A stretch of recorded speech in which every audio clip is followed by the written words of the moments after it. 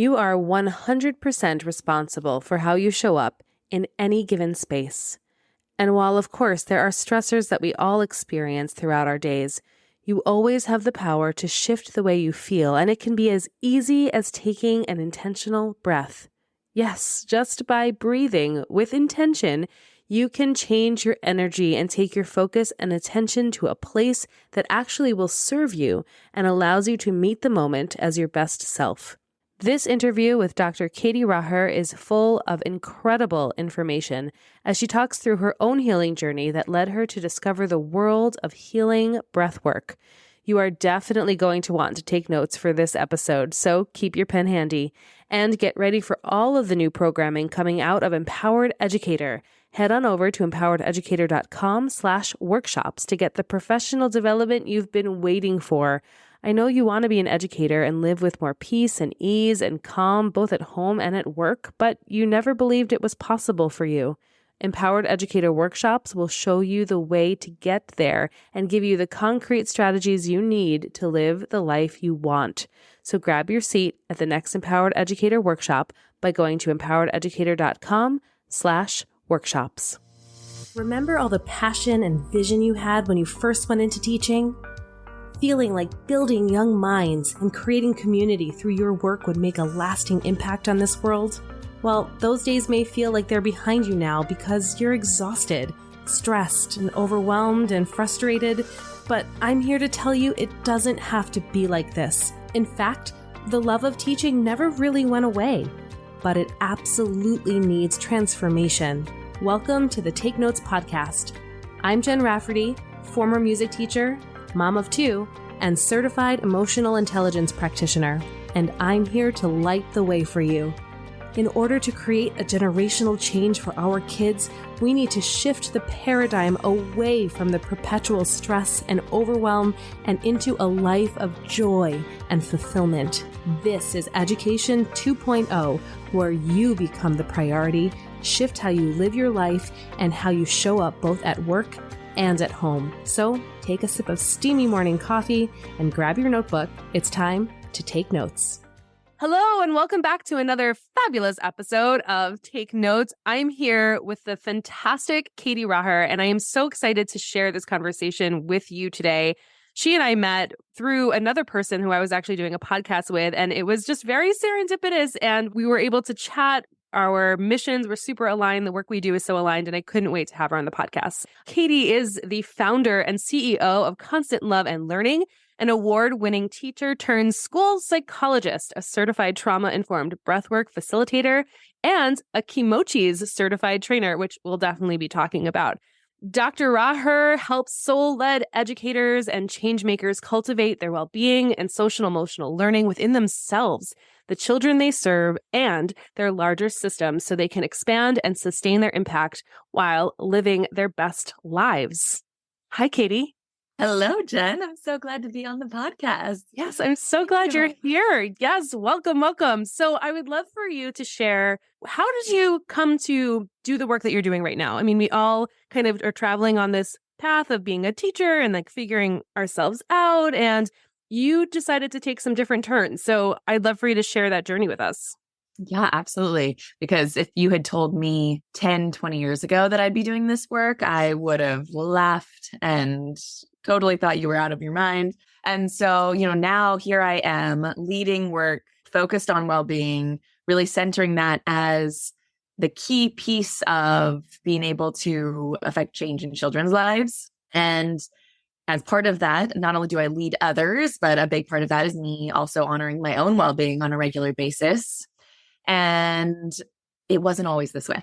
So historically, I was more of the poster child for self-neglect, pushing through everything, put yourself last, don't even add yourself to the list. I was the person who, when people took breaks or set boundaries, I was like, oh my gosh, they're so lazy. That was me. I was the person who said that. And so I've come full circle here. Like, it's very different, very different. So how did I get to this point? I started my career in education as a teacher, very dedicated, like now, to really increasing educational equity for kids. And I went into the classroom and I worked 60 to 80-hour weeks. I was the person who was like, yeah, let me be in charge of that committee. And yes, let me try to do this thing. And oh, there's not this resource. That's okay. I'll make it. And this was pre-Google, pre-Pinterest. It was like, I'm just going to figure it all out, at all costs. And I also never asked for help. I was like, let me close the door. I'm going to pretend like I've got it all together, even though I definitely didn't have it all together. And I would go home and I would cry and I would be exhausted and sacrifice my sleep and all these things. I would skip bathroom breaks and eating and all the things I know lots of educators out there can understand. And my health started to tank. And as a teacher, I loved all the kids, but the kids who also particularly spoke to my heart were the kids with the biggest challenges. And so I was like, you know what? I just think I need to go back to grad school. The reason I'm getting sick and the reason I'm stressed out is I just don't know enough. So I was like, oh, let me go get a PhD because that'll be somehow easy-ish. That's what I told myself. So then I was like, okay, let me go back to grad school. And I became a school psychologist with a very big focus on prevention and general education within school psychology. And so I became a school psychologist. And I was like, okay, then let me just kill myself to help the teachers and also do direct support of kids. Let me do that. Oh, and then by the way, let me add motherhood to the mix. So let me have some kids of my own. So it was just, this was the journey. And I just kept self-sacrificing, kept giving. And even though my health had healed a little bit because I had taken a little tiny summer break between being a teacher and grad school, that was, I actually slept and did all the things. I still never thought, oh, I should take care of myself. And then, all through grad school and all the other things I added on to my plate, again, I never thought, let me take care of myself, or never thought that the adult's well-being was of value relative to supporting kids. I just thought we all needed to push through. And also in my own training, while I got training as a school psychologist to support adults and kids in their well-being, I still never really got training in let's take care of yourself too in this process. And so in 2015 to 16 times, like around that time, my health just continued to tank. Like there were little cues all along for the past however many years in my life, right, that I had kind of ignored the messages of my body. But things just started to escalate. My body started to get louder. I kept ignoring, I kept pushing through, and other things started to happen. Chronic disease started to set on. And I was just like super anxious all the time. And my anxiety kept spiraling. My health got worse and worse. I was like having chronic headaches and migraines and physical pain. And I was just a wreck. And I would also go to the doctor and they would tell me, well, your labs are okay. It's all in your head. And so that felt really good to be gaslit in that way. Oh, yes. And actually, there's another episode with Dr. Beth Westy that addresses just that. So I'm glad you said that too. Mm-hmm. Yeah. So this is like all my experience. And even in schools, I would go to work and I would put on my happy face. And like, even though my body felt like it was just breaking, I would just pretend like I had it all together so I could support everyone else. And so then eventually I hit a pretty dark spot in life. And I also lost my voice for a month related to some of my chronic disease stuff. And it was a wreck. I was spiraling. And I got to a really deep, dark place. And it was, I was like, something has to change. And after this sort of, oh my gosh, something has to change moment, the next day I went to work. It was in this IEP meeting I was leading. Mind you, because I had no voice, I was leading it with, I would like type in something and then it would talk for me. And I had skipped lunch, very common for me. I had skipped a bathroom break, even though I was like, my bladder was super full and I couldn't think straight. That was just sort of my norm. And I started to just like, my whole body was convulsing. I'm sure it was related in part to my blood sugar crashing, but it was like, then I had this out of body experience and it was this, okay, can't do this anymore. Like, nope, your body is yelling, can't do it anymore. And it was the moment at which I was like, things have to change. So in my own journey, I started to seek out help and alternative means of help. So one of the first people who I got help from was my acupuncturist, who's still my acupuncturist to this day. And then just started to surround myself with more support. And I was like, I can't not do this anymore. I have to say no to things because I have to say yes to myself. And so then on my own journey, I found out I had autoimmune diseases and it was just like things were unpacking. And I really did a lot of work, mind, body, spirit, to heal myself and to come back home to myself. And on that journey, I started to realize in the work I was doing with teachers and children, how common this was in schools. Like I wasn't the only one doing this. And most of my work as a school psychologist was doing mental health consultation with teachers in this sort of preventative way. And we would always talk about the kids and we would co-create understanding of what was going on with a kid or a situation in a system in the classroom. We would co-create intervention plans. It was never me. My version of consultation is never me coming in saying, you have to do this to make this better. It's coming and bringing in the expertise of the teacher. And I had never included a sense of like, what about you? And so we would come up with these intervention plans and then they wouldn't be implemented. And then my target was like, okay, well, what else could we tweak to this intervention plan? And really the missing piece was the fact that these teachers felt like crap. They were also exhausted and their own health problems, and at home, spouses, parents, children of their own who needed a lot of their attention or whatever it was. And so when it came down to it, like in the real moment, it was hard for them to implement what they were very capable of implementing because they felt terrible. They themselves, their own regulation, their own nervous systems were so fried. And so then it was like, okay, let me add in some of the well-being pieces that I started integrating in my own life. And it shifted things. People were like, oh my gosh, Katie, it's so good to talk about this. Oh my gosh, yes, I'm feeling terrible. And so it was like they were taken care of. And then it was so much easier for them to then take care of others, or for them to even admit what was it that was complicated or hard for them. Like, this is why it was hard for me to work with this kid in this way. And so they felt more comfortable and safe to say, yeah, this is what I don't know. This is where I need help. They increase that confidence, like, oh yeah, I feel safe. I feel seen. I feel heard. And so that was really kind of how it all came to be. And then I really just wanted to create a business where I brought this work to educators. So now I offer a variety of services to support educators in their well-being. I still support educators with the social emotional learning tools that I've done sort of longer term before I took care of myself. Because I do think that's also part of educators' well-being, is being empowered with actual tools that like directly help, strategies for the kids. Absolutely. Mm-hmm. And it's the other pieces too. So making educators feel seen, heard, supported, it's really that care for the caregiver piece. And then I'm sure we'll talk about other services and how these other things unfolded in terms of the services I offer, because what I offer is the tools that I found to be most helpful for me and the people, who I was kind of supporting in my days where I was really playing to figure out what really supported folks. So yeah, so that's how I got here. Amazing. And it's so interesting, right? And I refer to this a lot. It's like this Wizard of Oz moment where you realize that the things that you wanted most are right in your backyard. That's just how this is. And the things that are most helpful to the people that you serve are the things that you embrace and embody yourself. But we're not taught to hold up a mirror. In fact, we're often discouraged from holding up that mirror. And I think that's where we end up getting ourselves in a lot of trouble, because we're always looking out.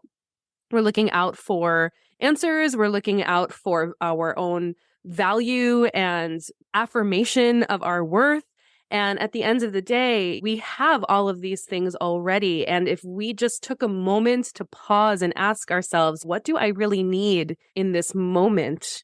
It might be a very uncomfortable question at first, but it is probably the most important question you could ever ask yourself. Absolutely. Would you agree? Absolutely. It's my favorite question whenever I start, like if I'm starting a series of things with a group, the first question I ask is like, what do you need? Like, what do you really need? And I ask that in part because, so when I was on my own journey of coming back to myself before I led this work, I was attending these beautiful women's circles. And the first question always I would do these 10-week series, and it was always, what do you need? And the first time I got asked it, all I journaled about was, I don't know. Is it even okay for me to ask that question? Shouldn't I be asking what other people need? And I had to grieve that. And I felt like a failure. Like, how do I not know what I need? And I had all these like layers of feeling guilty, feeling shame about it, feeling like, how do I not know this? But then feeling guilt for even thinking I'm worthy of considering this. There were so many layers in there. And so it's always an interesting question to go through on a regular basis. That particular place that I would do that work ended up closing down. The woman moved away. It's a question that, especially when I'm in a darker place, like I always come back to that question as like the most important question. I mean, that's really, to me, what the root of self-compassion is like checking in with ourselves. Like, what do I need? And that I'm worthy of pausing and just pausing and seeing what comes. Right. Is the value of that pause, even in of itself, is really important. And I'm really glad that you went there and talked about all of those feelings that you had of grief and shame and mourning and confusion almost. For me, a lot of times answering that question, there's a lot of resistance. Although I too have done this work for a long time. So I'm much further along now in this journey. However, every once in a while, I'm in a place where it still kind of comes back to, I don't know. And, I think one of the most important pieces of that particular question and answering that is giving yourself grace and also being okay if the answer for right this moment is I don't know, because through this work, you will know and you'll become more familiar with what it is you need in any given moment. And these are even really important questions not to ask all the time when you're sitting in quiet and you're able to be by yourself. These are some of the things that you need to ask yourself in moments of heightened activation, right? When there's a student who's giving you a difficult time, instead of reacting right away, a really beautiful moment that you can take for yourself is, first of all, valuing the pause and then asking yourself, well, what do I need in this moment? Because the more you're able to answer that question, the better you are able to serve that child. Absolutely.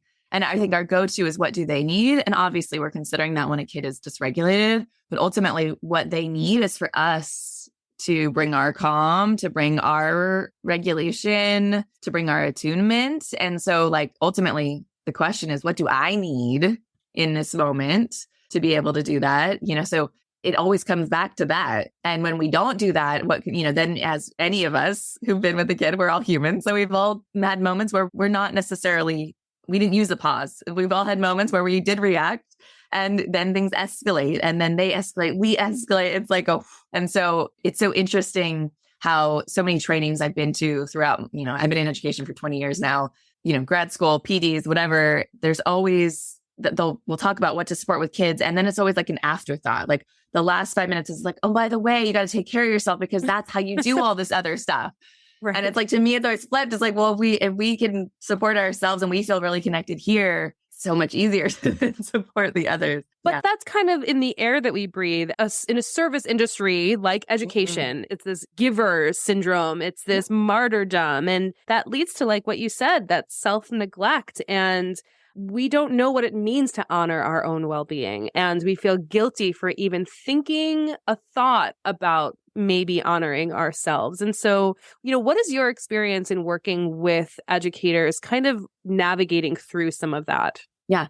I think oftentimes, I'll say there's two sort of layers of when people come to work with me. I think there's a lot of people who are they're really curious about the work and it sounds so juicy and good, but they're not yet ready to invest in themselves in this way. And so they don't sign up for things. And I understand because that's me 10 years ago. There was this little hint inside, this little voice, my intuition that was telling me, oh my gosh, I can't do this anymore. I need to reach out. And I would do little things. I would go to one little class before I got really sick. And I'm oh no, I felt so bad. My kids were sad when I got home that I had gone, or, oh, then I didn't have time for that. It was I just talked myself out of it again and again and again. So there are sort of people there, but to me, that's progress. There's still that little voice there and they're getting towards that path, Then there's the people who come to me who are okay, I'm ready.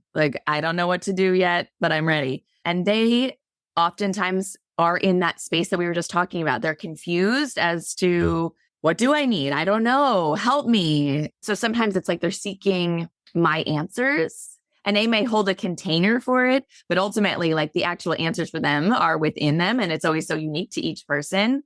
So much of what we work on is, and they feel guilty if they also go and take care of themselves, both in terms of students, but also I find another big piece, and maybe it's just who I happen to attract as clients, but they often have families of their own. So their moms, their aunties, or whatever it is, grandmas, and they're oh, but I had to do this for my kids, so I couldn't come again for myself.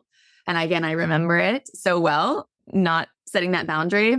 And so we try to, so much of what we're trying to do at first is just establish a sense of it's okay, you are worthy of it. And it's not going to hurt those around you for you to take care of yourself. It's not selfish. It's actually quite good for them. And there's a lot of, well, what will happen? Oh, but what about them? And it's well, how can we find a way for you to have this time for yourself? And sometimes, yes, on my program, we do have sort of spacious moments of time. We have hour calls or hour and a half calls, depending on the time of the month. But what about can you take 5 minutes? It's not going to hurt your kid, your students, your whatever, if you take 5 minutes. And in my program, then the number one thing people comment on that the program makes them feel is they develop that sense of worth, that like, I am worthy of this time, and not because I worked for it or had to earn it, but because I'm human. Like, I get to have this as well. But really, it's a lot of that emotional stuff that really we have to work through at first. And then people get to a place where they do feel like they're worth it. But they, like, say for me, for example, I very much feel it. But then there's still be pockets where the old patterns will come up because I'm about to turn 43. Like, much of my life was spent neglecting myself. So old patterns will come up if I have a lot of deadlines, if I've got whatever it is, we all have busy times of the year, or whatever. Our own kids, our students need a lot. And it's like, okay, I'll be fine. I'll just push through just for a couple days, and then I'll get back to it, and then it's so easy to fall back on those old patterns. And a big piece of too, when people come is, I find that when people come to me, a lot of times they also feel broken, which is definitely how I felt. And also trying to help them realize, yes, you've got a lot of stuff maybe going on. Yes, there are parts of you maybe that are getting real loud inside, and there's this confusion or resistance or whatever it is, but you're not broken. You're whole. You are whole, and you're just having a hard time. Right. And so much of society views like if a person doesn't have all together, or if they have these big emotional releases, like that means you're broken. Absolutely not. Like, it means you're so whole and you're living the full human experience. And I think as people evolve over time, they feel more safe and comfortable diving into that. I don't know if that answers your question, but no, people absolutely. come to me very much. So that's kind of the sweet spot of it. There's just, they don't feel worthy of the time. And sometimes they also just don't have the tangible tools of like, okay, so these are the words you can say to set a boundary. These are the words you can say to say, hey, I need help so I can get to this thing that makes me feel better. And I'll just say this one last thing. The beautiful thing about the age that my kids are right now, my kids are 12 and 9. When they were little, because they were pretty little when I started my own journey, they definitely were like, I don't want you to go, mommy. And my heart would be like, oh, I shouldn't do this for myself.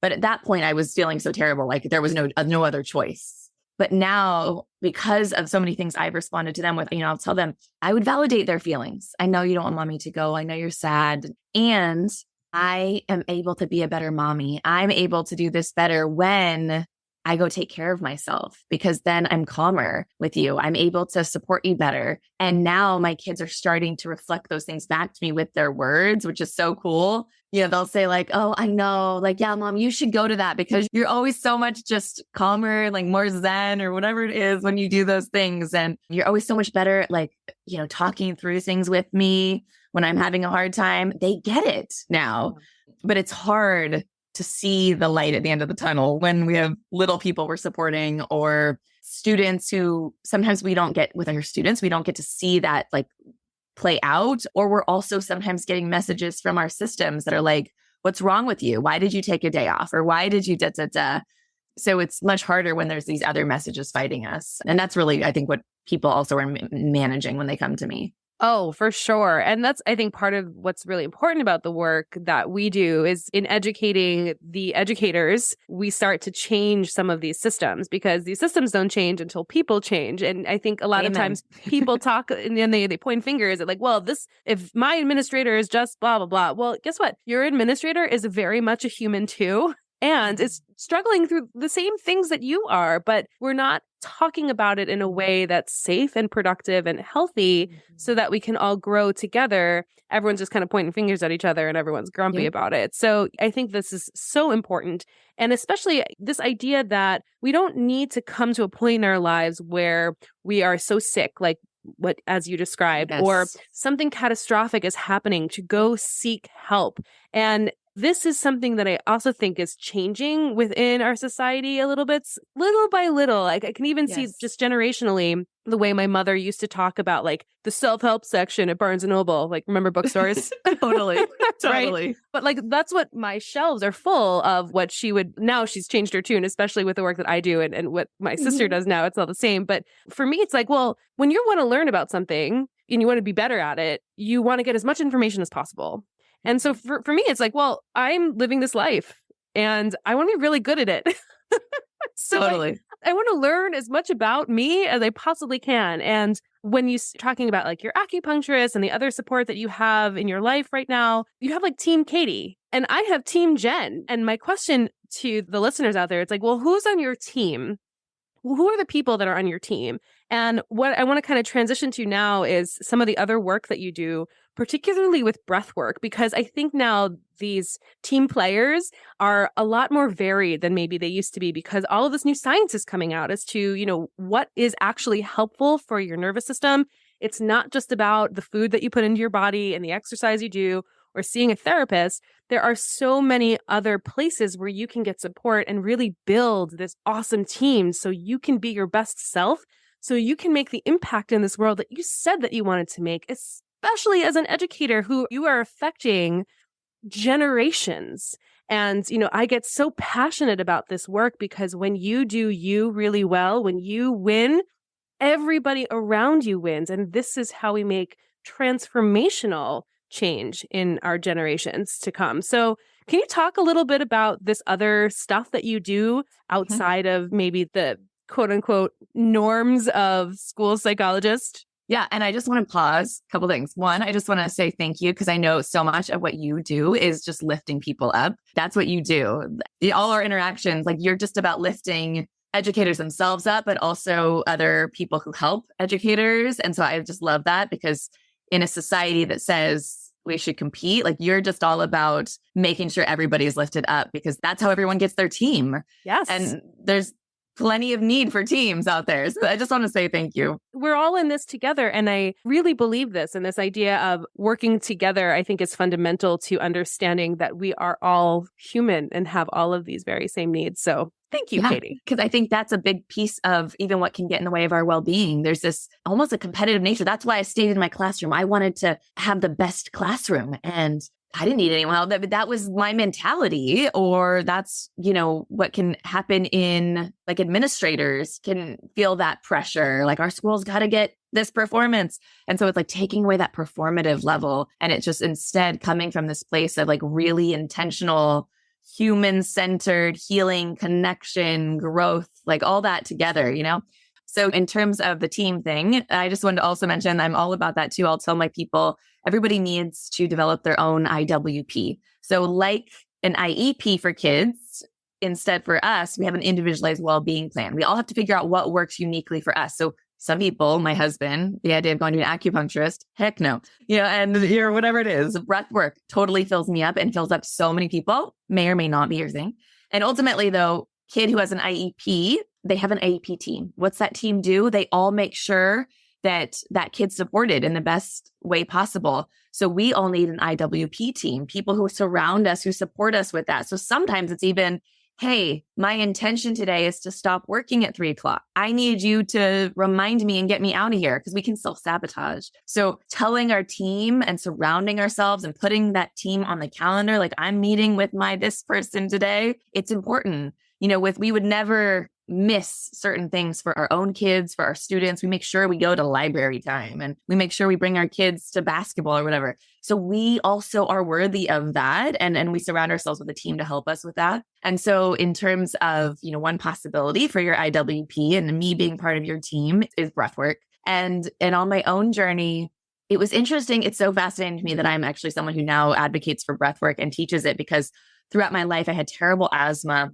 and focusing on my breath, even with mindfulness, as I developed that and used that for my own healing, I preferred all other forms of mindfulness, focusing on sounds, body scans, whatever, but like the breath would stress me out and I couldn't do it. But then eventually I just was like, I know it's supposed to be really helpful. So I integrated movement. I did all this work around the breath and I ended up healing that, but still hadn't come to what I'm referring to as breath work. And on my own healing journey, because of some resistance around the breath because of my own history, breathwork was one of the last things I ended up trying as a modality. So I'd done pretty much most everything else you can think of on the platter of possibilities. And then I kept hearing about breathwork and it just kept coming to me. And I was like, okay. And I do believe one of my mentors, Danny Kenny, talks about GUS, God, universe, source. So whatever your higher power is, God. But I did believe okay, God keeps sending me these messages that I need to go try breathwork. So I did. And I was like, oh my gosh, what was that?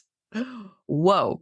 I had done things like 4-7-8 breathing. I had done box breathing. I had done those other things, which did help me. And I do think those are where we bring that conscious attention to the breath and we are intentional with our breath. This kind of breath work, though, transformational breath work, is when we have continual conscious breath. So connected conscious breath for a sustained amount of time. And there's different versions. There's sort of what I refer to as integrative sessions, where the continuous conscious breath is less than 8 minutes. And then there's meditative, where we go even longer. Because most people, even when they're doing 4, 7, 8, whatever it is, nobody goes 8 minutes typically. And even with those things, there's holds in between. And so the conscious continual breath is this hugely powerful somatic practice that helps us get into our body in ways that like nothing else I've ever done can do. It allows us to turn our mind off and lets our body heal in all these amazing ways. And anybody who knows, sort of looks at trauma-informed practices or that kind of work, knows that, the body keeps the score. If you're aware of ACEs and that kind of work and around trauma, the body, and even if you don't have an ACE score of anything, like if you have a 0, still ultimately the body, like my body got really sick because I was taking all my stress and I wasn't moving through it. I was like, it was all just in my body. All the emotions that I was like, oh, I don't have time to feel that. It's all in my body. So when I did this breath work, I was able to feel, I was able to move through it. I was able to unpack these stuck places in my body. And it was like, whoa, what was that? Especially with the meditative, you get into some subconscious work, but even with the shorter sessions, we're shifting so much energy. It just changes how we feel. So, and one of the biggest, benefits is stress relief, anxiety relief, those kinds of things. But it also helps us to unpack these places that have been kind of stuck and holding on for so long. And so it's like my body was just like, oh, whoa, I feel so much better. And we do know that any type of really good breath practice also really tones the vagus nerve, which is, I won't go into all that, but, ultimately it's the vagus nerve is this powerhouse source of healing in our body. It's connected to all things and lots of different levels, mind, body, spirit. And when we can heal and sort of unstick places that we've been holding, we really expand our window of tolerance. So even when a kid is dysregulated, my capacity to just even handle that, it just expands, it grows. So we're able to show up with those we love in these just more centered, grounded, healed ways. And then that transfers too. So breath work, it doesn't have to be long. It can be a minute, but it shifts our energy. So most people think of breath and they're like, oh yeah, it can calm you down. Absolutely. But it also can energize you. It also can create clarity. It can do all these other things. Like, for example, even for work, when I'm feeling really stuck about a work topic, even just I'm planning a workshop or whatever, I'll breathe. And it's then afterwards, I have this clarity and then I'm I can just flow it out. And it's I save time. So even though, I breathe for 20 minutes, wow, now I busted that out because it was in alignment with my soul. And it wasn't I was trying to push and force and figure out what is everyone else. I just came from that place of centeredness, that place of intuition. It could come through. So that's in a nutshell, the power of breath work. Yeah, that is huge. And I know the people who work with me and anyone who's kind of dabbled a little bit in breath work understand the box breath and the 4, 7, 8. Is there something that's kind of a bite-sized piece of an exercise that you can give to our listeners that they can do today? Yeah. So I use a handful of patterns, but my favorite, which is actually, I think, the simplest, it's just the halo active breath. And it's just in through the nose, out through the mouth. But remembering that it's continuous and conscious the whole time. So you can adjust it however you feel. And ultimately, my model of breath work, a trauma-informed model, is that you're in the driver's seat and you get to decide what feels right. Maybe you don't want to just have them be even in and even out. Maybe you're I need the exhale to lengthen, which is really just deep breathing, that extended to get that parasympathetic nervous system back online, that peaceful state. And to shift energy, though, we can do this in, out, and you can change the speed, you can change the depth. So even if just for a minute, it is just a deep breath, right. But there's a little bit more intentionality and there's more continuous connectedness to it. And there's so many other things we can do with this breath. So it's to me, it's this cool thing because it's free. It's readily available. So it is actually Monday morning while we're recording this. It's Monday morning and you're oh my gosh, I got to get my students, or oh my gosh, I got to go, whatever it is, put on a song, breathe for a minute. And it's the energizing power of that. Because when we bring that to our interactions, there's just something, and there's also no shame if you bring tired and overwhelmed sometimes. That's our humanity. That's okay too. No shame or blame to that. But if you want to feel a little bit more energized or whatever it is, or if we had continued for a lot longer, usually what happens is there's like just parts that start to unpack and we feel like some tension release. People told me like, oh, after breath work, my back popped. And like for the first time in like a month, I feel like no pain in my back. Like we're releasing things and we're giving permission to our body to feel what's been there, so that we want to do maybe more in a container or on your own, whatever feels right for you, whatever is like your safety level. And there's just this power of using the breath to shift our energy. Yeah. And because sometimes it's not that we need a slow breath. Sometimes we need a faster, more energizing breath to unpack things. Because sometimes we're just like holding in, and maybe because we've been conditioned, especially say as women, we're not supposed to scream.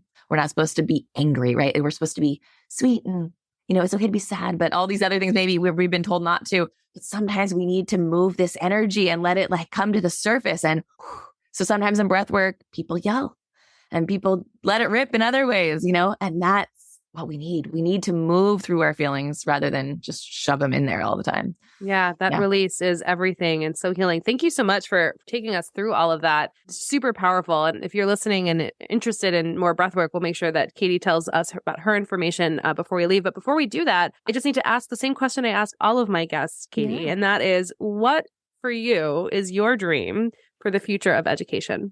Yeah, really, my vision is that education systems, there's places where people, the adults and the children, feel more connected. There's more compassion. There's more centering on humanity. That's really what is my dream, is that to me, the education system is this beautiful opportunity to transform society. Like you said earlier, individuals are who change systems. And all together, collectively, we can make impact on society. So instead of the conditioning that I'm sure you did too as a kid, and I know our kids also, current generation of children get, is this messaging of push through, you have to be perfect, you've got to people please, you've got to perform. What would it be like if, yes, we get to be our best selves, but what if we shifted that a little bit, that it also honored our humanity and our strengths?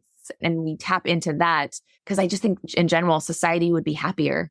We would be just generally more connected. And so that's just really my vision. So, yes, my husband's a high school math teacher. Yes. Do I love the idea of kids being able to be like critical thinkers because of his class? Absolutely. And I do love those academic kinds of things too. Do I want every kid to be able to be literate? Yes, absolutely. And how we do that is through relationship. And there's such beautiful work being done in schools where relationships are becoming more centered. Humanity is being centered. But it's just that, what if the messages that came through were always just more compassionate and more centered in that way? So that's really my dream, so that we've talked a little bit before, I think in the past, about our own inner children, so that like my little girl feels safe to not have to kill herself to get straight A's, that she feels like I'm still going to be loved, even if I go down this road because it feels more in alignment, or I'm having a bad day. And if I take a break, it's okay, and that my own children and my own students feel that as well. It's a culture shift. It's hard. I know that's a culture shift because I'm still doing the work, and that's really my dream. Yeah. Yes. But that's just it. You do the work, I do the work, everyone listening does the work, and we do it individually within community. And that is really how we start to shift all of it. So thank you for sharing that. It's a beautiful dream. And the more we can shout it from the rooftops, the more we are able to maybe visualize it. If not, in our lifetime, at least we're planting seeds for the next generation to carry that torch. So Katie, how do people get in touch with you if they want to learn more about you and the work that you do? Yeah. So my website is constantloveandlearning.com. You can hop over there and get one of my freebies. If you want to stay connected with me, there's a free self-compassion break poster and little mini cards you can spread about. There's a free educator self-care menu, some other freebies related to more kid SEL kinds of things. And also I'll share the link with you if you want to put it in the show notes. I'll share a link to a breathwork if you want to get information on breathwork. There'll be lots of offerings coming up in the new year, and also opportunities if you would like to be in my educator wellbeing membership with sort of live support with community and circles. And so you can head out there. If you want to email me, you're always welcome to email me, katie@constantleavenlearning.com. I'm on Facebook under Constant Love and Learning, on Instagram, Constant Love and Learning _. And yeah, would love to stay connected both for yourself and any schools out there that want to bring me in to actually give some support to their educators in real time with breath work, with circles, with whatever feels in alignment, and really shift the culture. Yeah. Amazing. Thank you. And yeah, all of those will be in the show notes for sure. So it'll be super easy for everyone to get in touch and learn more about you and all the beautiful work you do in this world. So Katie, thank you for spending your morning with me. It's always such a pleasure to talk with you. Always a pleasure. Definitely my pleasure. Thank you, Jen. So if you enjoyed today's episode, please make sure you leave a nice review and subscribe. And you know what? Better yet, share it with a friend. And we will see you next time on Take Notes. Incredible, right? Together, we can revolutionize the face of education. It's all possible, and it's all here for you right now. Let's keep the conversation going at Empowered Educator Faculty Room on Facebook.